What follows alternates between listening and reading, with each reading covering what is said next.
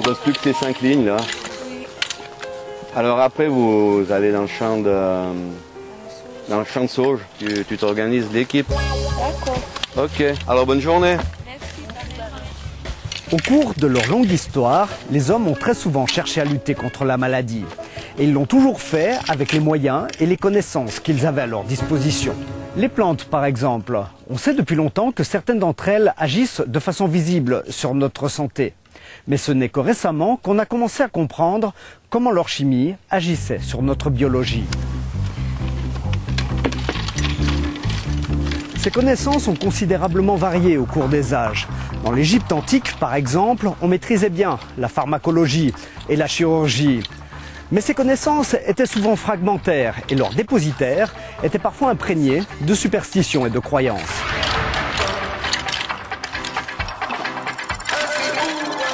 La médecine soigne aujourd'hui des maladies qui étaient encore mortelles il y a peu.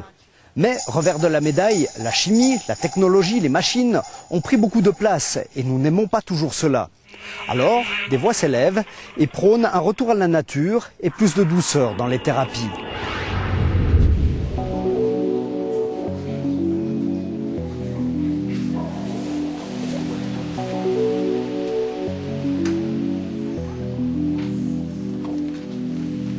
Le professeur Alain Pécou est ce que l'on peut appeler une référence dans le monde médical de Suisse romande. Il est médecin et directeur de la Polyclinique universitaire de Lausanne. Et il est très attaché au développement de la formation dans les domaines de la santé communautaire. En scientifique rigoureux, il porte un regard extrêmement lucide sur les pouvoirs et sur les limites de la médecine académique qu'il représente. Et il estime qu'il existe une place dans ce monde pour la pratique de thérapies parallèles. Professeur Alain Pécou, pour bien comprendre ce qui différencie les médecines scientifiques, allopathiques, des médecines dites naturelles ou alternatives, vous nous invitez à nous replonger dans le passé. Comment s'est opérée cette scission entre ces deux médecines? Alors moi, je crois qu'elle s'est créée à la fin du 19e siècle par la création ou l'arrivée d'une approche scientifique, d'une approche qui cherche la preuve. Et par contraste avec la médecine qui existait depuis toujours, qui était de type historique, dogmatique, et où la preuve n'est pas le point essentiel, quoi.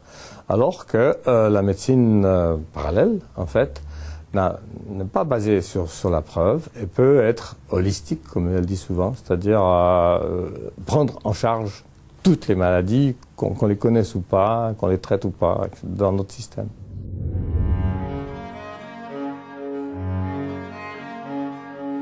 Durant des millénaires, les causes des maladies n'étaient pas clairement connues.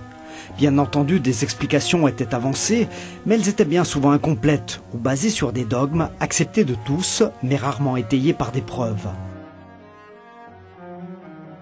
Néanmoins, certaines choses marchaient visiblement. Les amputations, par exemple. Bien pratiquées, elles préservaient parfois contre des infections mortelles. Quelques principes actifs issus de plantes pouvaient aussi hâter les guérisons. Au temps de Molière, la médecine était un art étrange, un mélange de vagues connaissances anatomiques, d'expérimentations de toutes sortes, parfois utiles, mais pas forcément très efficaces. Il a fallu attendre le 19e siècle pour que Koch et Pasteur disposent de microscopes et pour qu'ils observent que ces microbes pouvaient être responsables de maladies. À cette époque, ces observations répétées, les expériences, la confrontation des opinions permettaient de tirer des conclusions et de donner des preuves. Nous étions en pleine révolution scientifique et la perspective de soulager l'humanité était vécue comme le début d'une grande aventure. La médecine scientifique s'avançait désormais sur un chemin différent des médecines ethniques. Bien avant l'arrivée des médecines scientifiques, il existait une médecine que l'on peut appeler ethnique. Comment est-ce qu'elle fonctionnait et qu'est-ce qu'on sait de son efficacité? Elles correspondent alors à des besoins, à des envies assez fondamentales de l'individu qui pense, qui apprécie le fait que c'est quelque chose de naturel. L'aspect magique a un certain effet thérapeutique ou pas du tout? L'aspect magique, c'est lorsque quelqu'un investit dans cet aspect magique. Et les gens vont mieux parce que on s'est occupé d'eux, ils ont investi dans ce qu'on a fait. Il y a une relation qui a permis de soulager des craintes, des angoisses, etc. Et ceci est alors assez commun aux deux types de médecine. Enfin.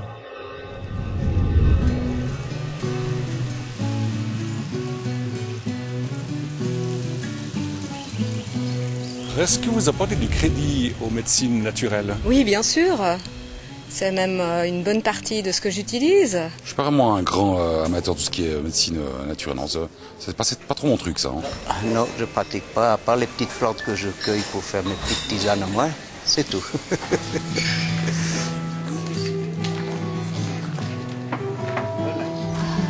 Pour ma fille, donc j'ai jamais essayé tellement la médecine conventionnelle. Depuis qu'elle est née, dès qu'elle a une grippe, c'est suppositoire aux huiles essentielles, petites globules pour le rhume. Vous pensez que ça peut tout soigner? Non, tout, non. S'il y a un risque d'infection ou comme une otite, ça risque de s'infecter.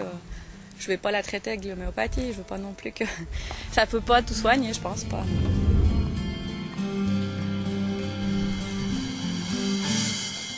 D'après vous, qu'est-ce qui différencie la médecine un peu scientifique et la médecine naturelle comme celle-là? Disons que c'est plutôt historique. C'est-à-dire qu'on a commencé par faire de la médecine naturelle et puis plus on a avancé, plus c'est devenu scientifique.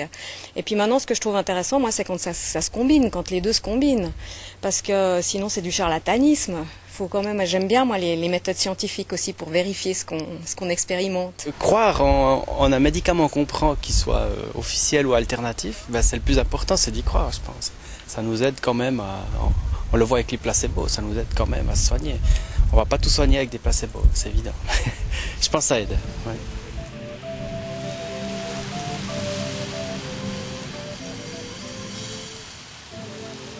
Un grand nombre de médecines parallèles ne reposent pas sur la preuve, sur l'évidence.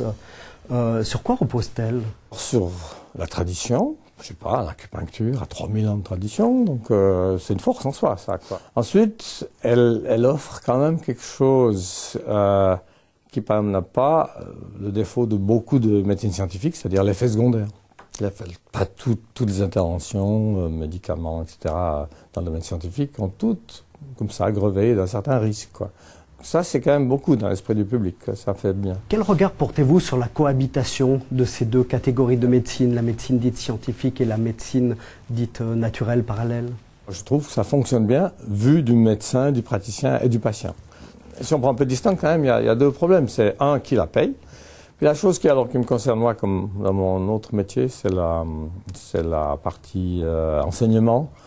Et quel est l'enseignement? Comment est-ce que l'académie, l'université fait un enseignement en dehors du modèle scientifique? Ça, c'est assez compliqué.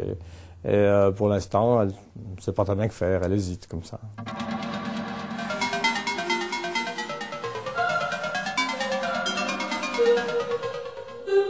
Vous avez une pression qui est très basse. Hein? Je vais faire ce qu'il faut pour faire remonter la pression. Aujourd'hui, dans notre pays, 2 Suisses sur 3 font appel à des guérisseurs, des magnétiseurs ou des faiseurs de secrets. Les pratiques de ces thérapeutes peuvent sembler étranges, voire mystérieuses. Un problème émotionnel, c'est un grand choc émotionnel que vous avez eu. Hein? Sauf peut-être à Magali Henny, qui durant près de 5 ans a interrogé praticiens et usagers de ces médecines parallèles en Suisse romande, avec à la clé la rédaction d'un best-seller dévoré par plus de 40 000 lecteurs. Je pense que ça a toujours intéressé les gens. C'est quelque chose qui est inscrit dans la tradition, dans la culture de la Suisse romande.